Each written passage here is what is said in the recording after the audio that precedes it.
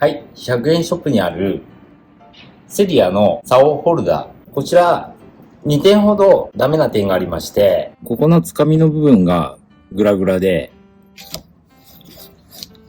安定しないんですよね。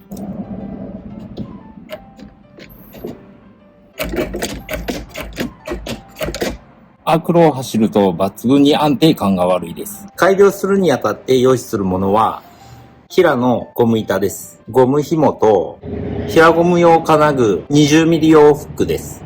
これらすべてはバローホームセンターで売っていたのを購入しました。詳細の方は概要欄にリンク貼っておきます。まずはつかみの部分をゴム板を同じ寸法に切ります。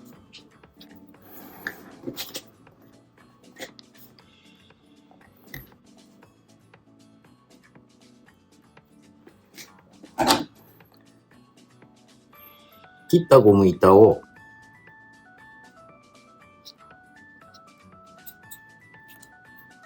同じ寸法に、接着剤はシリコーンのコーキング剤を使います。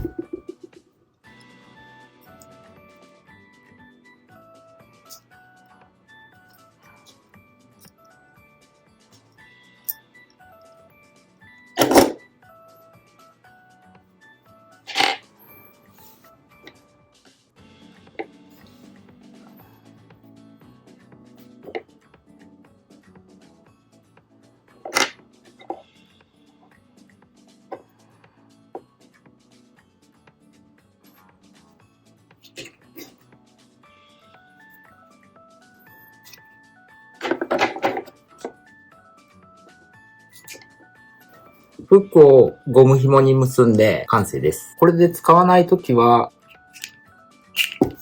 フックをかけておけばいいので、ブラブラすることもないですね。